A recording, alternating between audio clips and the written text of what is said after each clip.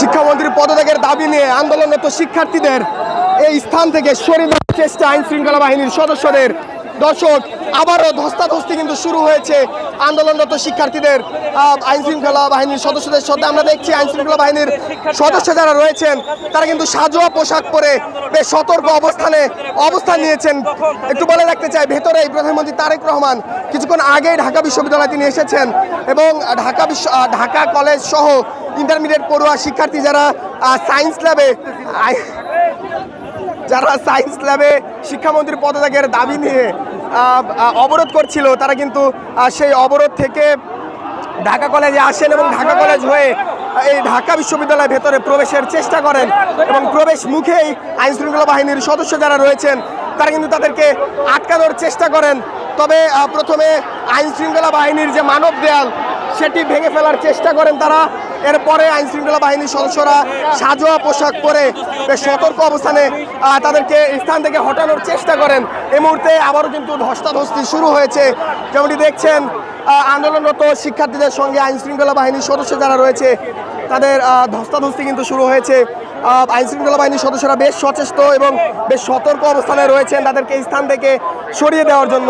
আমরা দেখছি ঢাকা কলেজ শিক্ষার্থীদের পক্ষ থেকে কিন্তু জুতা সহ বিভিন্ন বস্তু কিন্তু নিক্ষেপ করা হচ্ছে আইন শৃঙ্খলা বাহিনীর সদস্যদের উপর।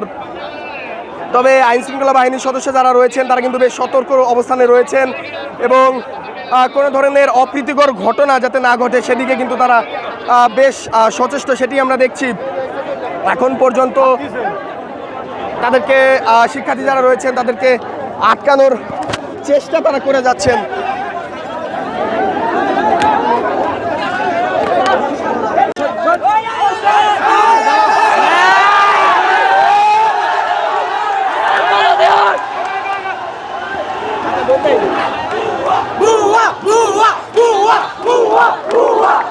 দর্শক, যেমনটি দেখছেন, পুলিশ এসে এই শিক্ষামন্ত্রীর পদত্যাগের দাবিতে যে মিছিলটি অনুষ্ঠিত হচ্ছে সেটি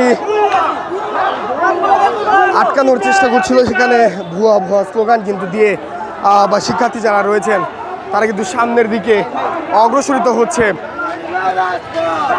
আমরা দেখছি এই মুহূর্তে ঢাকা বিশ্ববিদ্যালয়ের যেই এলাকা, ঢাকা বিশ্ববিদ্যালয়ের ভিতরে কিন্তু প্রবেশ করেছে শিক্ষার্থীরা।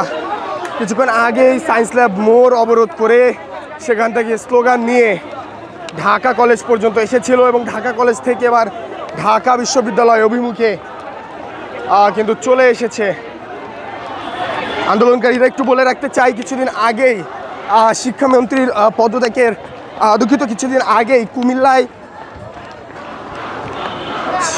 নৌকা নিয়ে পরীক্ষার কেন্দ্রে যাওয়া যে ছবি সামাজিক যোগাযোগ মাধ্যমে ছড়িয়ে পড়েছে, সেই ছবি দেখার পরে এছাড়া কয়েকদিন টানা বৃষ্টিতে ঢাকার ভেতরেও কিন্তু